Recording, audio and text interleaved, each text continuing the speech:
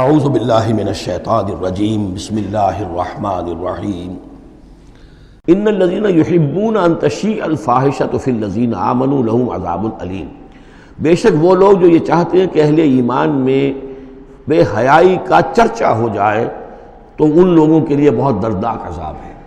ایک تو یہ کہ بے حیائی پھیل جائے، تشیع الفاحشہ شائع ہو جائے، بے حیائی عام ہو جائے، جو لوگ اس کے لیے، اب ظاہر بات ہے کہ آج کل تو کاروبار کے لیے، اپنے اخبار بیچنے کے لیے، اس کی جو ہے اشاعت بڑھانے کے لیے نئی سے نئی قسم کی رنگین تصویریں شائع کی جا رہی ہیں، یہ سارا کچھ ہو رہا ہے۔ کسی شے کا اشتہار دینا ہو، عورت کی تصویر ساتھ ہوگی، یہ سارا کچھ جو ہو رہا ہے، تو یہ لوگ کون ہیں کہ جو اس بے حیائی کو، بے پردگی کو یہ در حقیقت اس معاشرے میں پھیلا رہے ہیں؟ تو وہ لوگ کہ جو چاہتے ہیں کہ معاشرے کے اندر بے حیائی پھیلے، اور ایک اس کا مفہوم یہ بھی ہے کہ اگر کہیں ایسی کوئی غلط حرکت ہوئی ہے اور اس کا چرچا ہو گیا، یہ آج ہمارے اخبارات کے اندر بہت بڑے پیمانے پر ہو رہا ہے، یہ اسکینڈلز شائع کر دیتے ہیں۔ اب وہ بات صحیح بھی ہے یا نہیں،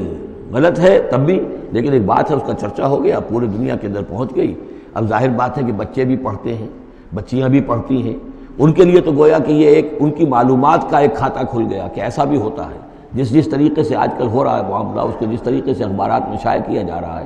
تو اس کی اس اشاعت کے اندر خرابی کا پہلو زیادہ ہے، مضر پہلو زیادہ ہے۔ اگر ہے بھی ایسا معاملہ، اگر تو سزا کے قابل ہے تو گواہی دو اور سزا دلواؤ، اور ایسی سزا ہو کہ جس سے ایک کو سزا ہو اور ہزاروں کو ہوش آ جائے، اور اگر نہیں ہے تو خاموش ہو، اس کے اوپر زبان کھولنا بھی جو ہے در حقیقت بہت بڑا جرم ہے۔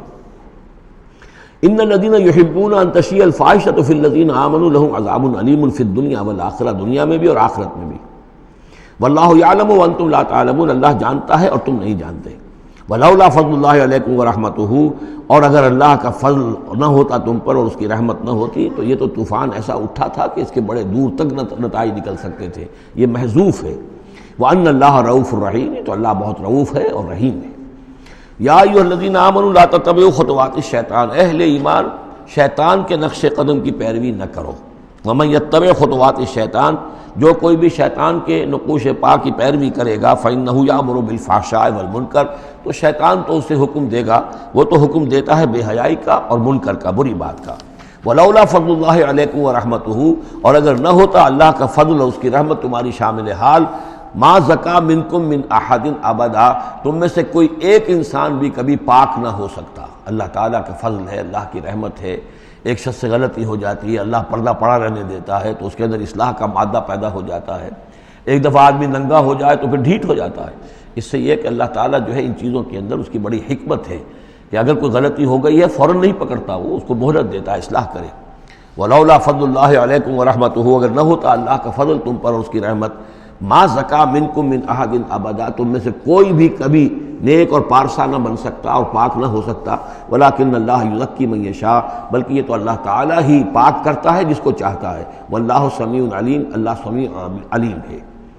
ولا یأتل اولو الفضل منکم والسعة ان یؤتوا اولی القربى والمساکین والمہاجرین فی سبیل اللہ۔ اس آیت کی بھی شان نزول ہے کہ حضرت ابو بکر صدیق رضی اللہ تعالیٰ عنہ کے ایک یا تو بھانجے تھے یا خالہ زاد بھائی تھے، حضرت مصطح۔ یہ حضرت مصطح جو ہے غریب آدمی تھے، اور حضرت ابو بکر ان کی مدد کیا کرتے تھے، پیسے سے، مال سے ان کی ضرورت جو ہے پوری کرتے تھے۔ لیکن یہ مصطح بھی اس میں شریک ہو گئے۔ حضرت عائشہ صدیقہ رضی اللہ تعالیٰ عنہ پر جو تہمت کا معاملہ چلا، تو حضرت ابو بکر کو جب معلوم ہوا کہ مصطح بھی اس معاملے کے اندر شریک ہے، تو پھر غصے میں آ کر ان کا قسم کھا لی کہ میں اب اس کے ساتھ کبھی کوئی بھلائی نہیں کروں گا، اس نے اتنی بڑی غلطی کی ہے، اور اس معاملے کے اندر میری بیٹی کا معاملہ ہے، اور اس میں اس کو یہ خیال نہیں آیا کہ میں اس کے ساتھ کتنا کچھ احسان کرتا ہوں، اور اس نے اس کے اندر جو ہے وہ خود بھی شریک ہو گیا۔ اس پر اللہ تعالیٰ کی طرف سے گرفت آ رہی ہے کہ نہیں ابو بکر یہ ٹھیک نہیں ہے، جو بھی اس سے غلطی ہوئی، لیکن تم جو نیک کام کر رہے تھے اس کا کیوں قسم کھاتے ہو کہ اس کے اندر تم مدد نہیں کرو گے۔ ولا یأتل اولو الفضل منکم، اور نہ قسم کھائیں جو فضل والے ہیں، درجے والے ہیں تم میں سے، جن میں اللہ نے فضیلت دی ہے، نیکی میں بھی، ایمان میں بھی فضیلت دی ہے، دولت میں بھی فضیلت دی ہے۔ وسعت اور جنہیں کشادگی دی ہے، مال کی کشادگی دی ہے، ان یؤتوا اولی القربا کہ وہ کوئی صلہ رحمی کریں اپنے قرابت داروں کے ساتھ، کچھ دیں مال اور صدقہ و خیرات دیں اپنے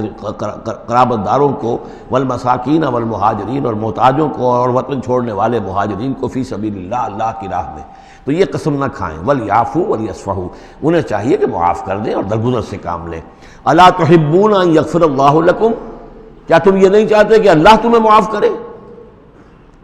یعنی اے ابو بکر اگر تم یہ چاہتے ہو، تم سے بھی تو کوئی خطا آخر ہو جاتی ہے، اللہ معاف فرماتا ہے، کیا تم نہیں چاہتے کہ اللہ تمہاری خطاؤں سے درگزر کرے؟ الا تحبون ان یغفر اللہ لکم کیا تم نہیں پسند کرتے اس کو کہ اللہ تمہیں معاف کرے؟ اس پر اس آیت کو سنتے ہی حضرت ابو بکر صدیق کے الفاظ یہ نقل کیے گئے، بلا یا ربنا انا نحب، کیوں نہیں پروردگار ہم ضرور چاہتے ہیں کہ تو ہمیں معاف فرما دے۔ انہوں نے اپنی قسم کا کفارہ دیا اور اس کے بعد جو بھی وہ کرتے تھے ان کے ساتھ بھلائی اور نیکی اس سلسلے کو جاری کر دیا۔ واللہ غفور رحیم اور اللہ تعالی غفور ہے اور رحیم ہے۔ ان الذین یرمون المحصنات الغافلات المؤمنات، یقیناً وہ لوگ کہ جو تہمت لگاتے ہیں ان پاک دامن عورتوں پر کہ جو غافل ہیں، جن کو ان چیزوں کا ہوش بھی نہیں ہے، جن کا گمان بھی ادھر نہیں گیا، المومنات اہل ایمان میں سے، لعنوا فی الدنیا ایسی معصوم اور پاک دامن عورتوں پر جو تہمت لگانے والے ہیں ان پر پھٹکار ہے دنیا میں بھی اور آخرت میں بھی، ولہم عذاب عظیم اور ان کے لیے بہت بڑا عذاب ہے۔ یوم تشہد علیہم السنتہم وایدیہم، جس دن کے ان کے خلاف گواہی دیں گے، تشہد علیہم، علی کو نوٹ کر لیجئے، جس دن کے ان کے خلاف گواہی دیں گے، السنتہم ان کی اپنی زبانیں گواہی دیں گی، وایدیہم ان کے اپنے ہاتھ گواہی دیں گے، وارجلہم اور ان کے پاؤں گواہی دیں گے، بما کانوا یعملون اب جو کچھ عمل وہ کر رہے تھے۔ یہ ہاتھ ہمارے پاس اللہ کی امانت ہے، میں اس سے غلط کام کر رہا ہوں تو یہ انڈر پروٹیسٹ میرا حکم تو مان رہا ہے، اس لیے کہ اللہ تعالیٰ نے مجھے میرے حوالے سے کیا ہوا ہے، لیکن اس کے اندر پروٹیسٹ ہے، قیامت کے دن یہی میرے خلاف مقدمہ کرے گا، پروردگار تو نے مجھے اس کے حوالے کیا تھا اور یہ مجھ سے میرے ذریعے سے غلط کام کرتا رہا۔ یہ پاؤں جو ہیں ہمارے خلاف گواہی دیں گے کہ پروردگار ہم اس کے تابع تھے، اس کے حکم کے مطابق چل رہے تھے، یہ بدبخت ہمیں چوری کرنے کے لیے جاتا تھا تو اس کے لیے استعمال کرتا تھا، یا کوئی اور برا کام کرنے کے لیے ہمارے پیروں ہمیں استعمال کرتا تھا۔ یومئذ یوفیہم اللہ دینہم الحق، اس دن اللہ تعالیٰ ان کا پورا بدلہ ان کو دے دے گا۔ یہ دین کے لفظ کو یہاں نوٹ کیجئے، دین بدلے کو کہتے ہیں، دین مالک یوم الدین، جزا و سزا کے دن کا مالک، بدلے کا دن۔ وَيَعْلَمُونَ أَنَّ اللَّهَ هُوَ الْحَقُّ الْمُبِينُ، اور وہ جان لیں گے کہ اللہ تعالیٰ ہی ہے الحق، سچا اور ہر بات کو کھول کر بیان کر دینے والا۔ الخبیثات للخبیثین والخبیثون للخبیثات، ناپاک عورتیں ناپاک مردوں کے لیے ہیں اور ناپاک مرد ناپاک عورتوں کے لیے ہیں، اور طیبات والطیبات للطیبین والطیبون للطیبات،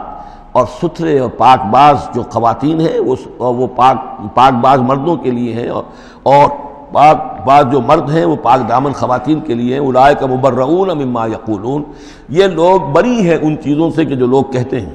لہم مغفرۃ ورزق کریم، ان کے لیے مغفرت ہے اور رزق کریم ہے۔ یہ دونوں آیات جو ہیں در حقیقت اخلاقی تعلیم کی نوعیت کی ہیں کہ اتنی اخلاقی حس معاشرے کے اندر رہے کہ جس کے ساتھ کوئی بدنامی کا معاملہ ہو جائے پھر وہ خود محسوس کرے کہ میں آئسولیٹ ہو کر رہ گیا ہوں یا رہ گئی ہوں اس معاشرے کے اندر، یہ معاشرے کے اندر یہ عام روش پیدا ہو جائے۔ جیسے کہ پہلے آیا تھا وہ اس کے اندر بھی یہی بات تھی کہ زانی نکاح نہ کرے مگر کسی زانیہ سے یا کسی مشرکہ سے، وہ اس لائق نہیں ہے کہ اس کے نکاح میں کوئی مسلمان خاتون آئے پاک دامن اور عفت والی۔ اس طرح زانیہ جو ہے اس سے کوئی نکاح نہ کرے سوائے مشرک کے، یہ قانونی چیزیں نہیں ہیں، جیسا کہ میں نے عرض کیا یہ اخلاقی، تاکہ ایک نفرت پیدا ہو زنا سے، بدکاری سے۔ اسی طریقے سے معاشرے کے اندر ایک عام فضا، ایک حس ایسی پیدا ہو جائے کہ جس میں جو لوگ بھی